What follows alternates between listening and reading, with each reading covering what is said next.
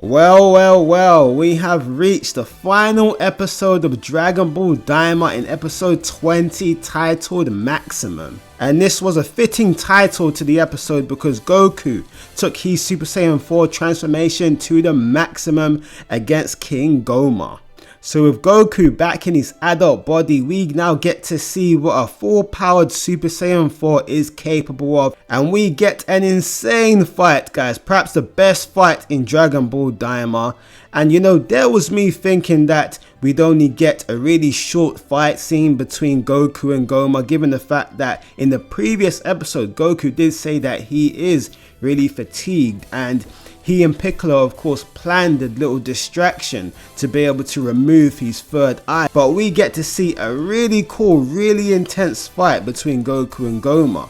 So Goku is giving Gomah the hands once again, but just like within the previous episodes when you know a Goku or Vegeta seems like they're getting the upper hand of Gomah, he just keeps regenerating and regenerating, bouncing back due to the power of the evil third eye.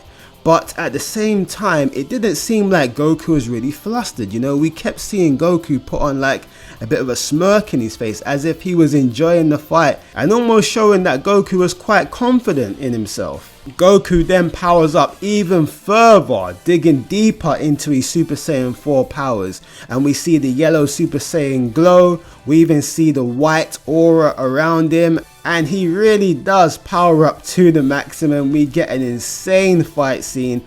Gomah is pulling out some insane tricks as well, guys. I mean, he brings back his staff that we used to see him walking around with, and it generates like dozens if not hundreds of ki blasts that he's shooting at Goku.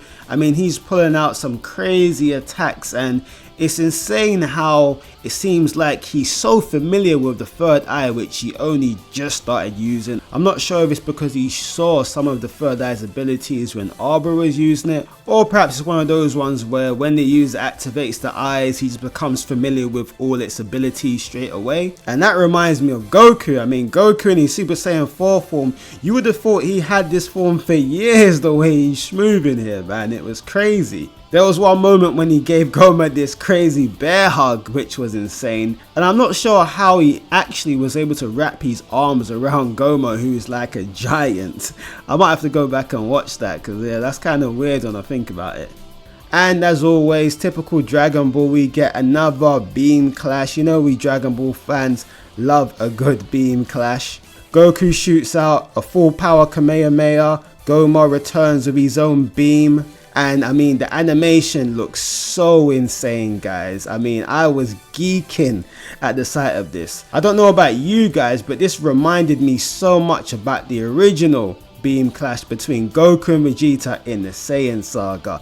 And yeah, I was just geeking at the sight of this. Goku ultimately wins the beam clash, and his Kamehameha shoots right through Gomah's stomach. But not only that, but it shoots a hole through all three demon worlds.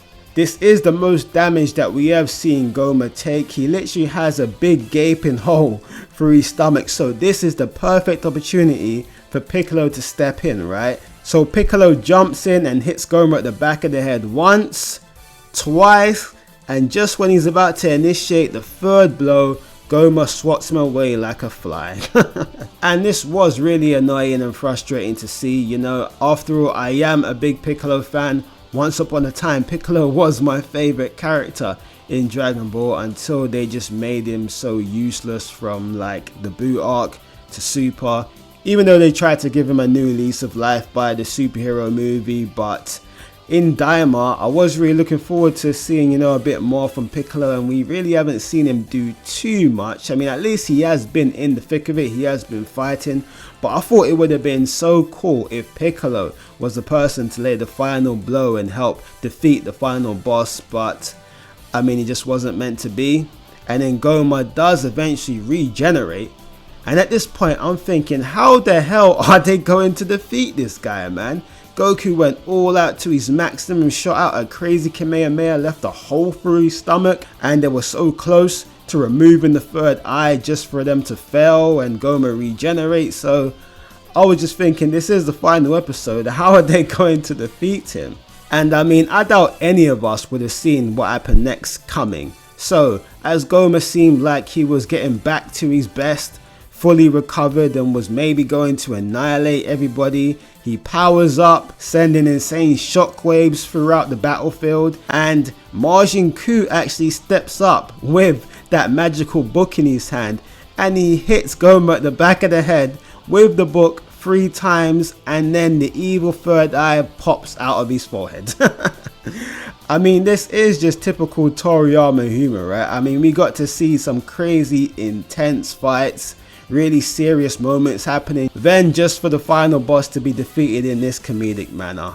Typical Toriyama, and it was funny and I did enjoy it. Although I did think it was kind of far-fetched how Gomah couldn't react to Majin Buu when he reacted to Piccolo while he was heavily damaged with a hole in his stomach, but I mean, it is what it is.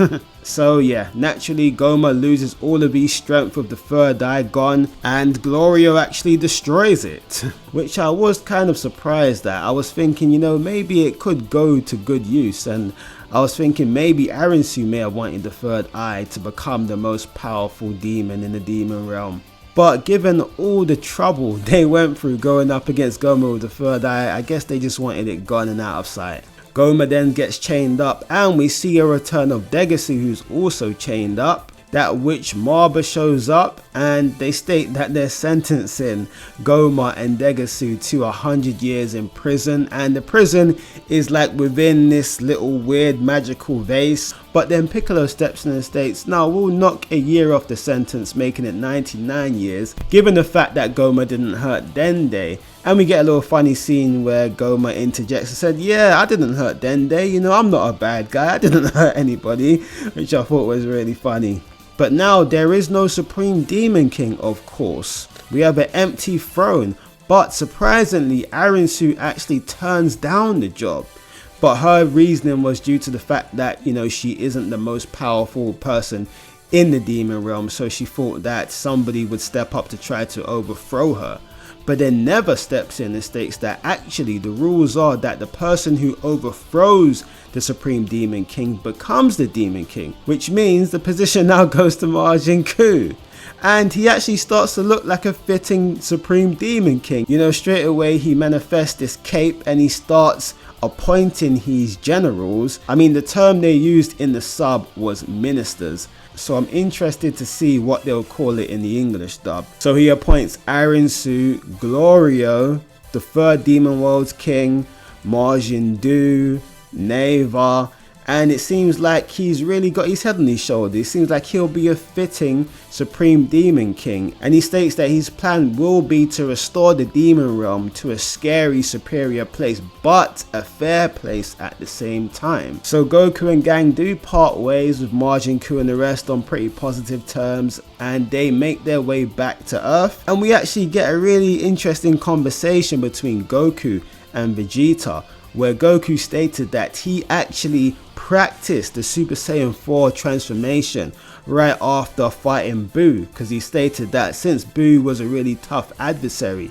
he saw an even higher transformation. So Neva didn't just unlock that transformation for him, it's a transformation he actually practiced, but he stated that he wasn't sure if he could have done it properly. So that wasn't a form that Neva just gave him. It seems that more like Neva just, you know, unlocked his potential and made it easier for him to use the Super Saiyan 4 form. And we get a little funny to and fro exchange between Goku and Vegeta about Super Saiyan 4 and Super Saiyan 3. But clearly the Super Saiyan 4 form isn't exclusive to Daima, so it will be interesting to see if we get to see it again in the future. After all, in Super there was no Super Saiyan 4, it was just Super Saiyan God, Blue, Ultra Instinct, etc. So it will be interesting to see how they place the Super Saiyan 4 form into future series. Also, as they're on their way back, Goku decides to take a little pit stop off at that shop where we got those Medibugs from. After all, they've all been through the wars, man, so they could do with some of those Medibugs, man. So it's Goku, Bulma, Pansy and Supreme Kai. I think those were all of the people at the shop. And as they're searching through the shop, I was thinking, what if we get a quick little scene of two people using the fusion bugs? After all, they did tease it a few times, giving most of us in the fandom the thought that we would get to see a fusion, most likely between Goku and Vegeta, which we didn't. But they actually stumbled across an interesting item in the shop, and it was an evil third eye. Not just one evil third eye, but two. And the shopkeeper stated that she sold one a very long time ago, and that, you know, she rarely sells those third eyes because they're really expensive and creepy looking. So clearly, maybe it was Arbora that bought it from the shop, or somebody else than Arbora got hold of it, I don't know. But it was really cool how they tied it in there, and something we saw a lot in Dragon Ball Daima, always one moment being tied into another. And I mean, Goku and gang, they're just all freaking out, you know, because it's crazy how this, you know, extremely powerful tool that gave them so many problems with Gomah is just being sold in a local shop. I mean, that's just typical Toriyama humor, isn't it? And I mean, I loved it. It was hilarious. It was hilarious. And that was the end of the episode, guys. Now, I was really disappointed that we didn't get to see Goku and gang go back to Earth, maybe tell their stories about their experiences within the demon realm with their friends and family, also get to see the reactions of their friends and family when they turn back into adults. Although we did get like a little slideshow at the end of the episode showing images of those on Earth being back into adults, seeing their reactions and that, which was okay. And we also saw images of Gomah and Degasu in their little Kushti prison. We actually saw them playing video games with each other, which I thought was really funny and cute. But yeah, that was the end of the episode, and that is the final episode of Dragon Ball Daima, man. It has been a good run. 20 episodes just flown by like crazy, and overall I really enjoyed it for what it was, you know. I know a lot of fans were hating on the series, but to be honest, I would prefer any form of a Dragon Ball series over no Dragon Ball, man.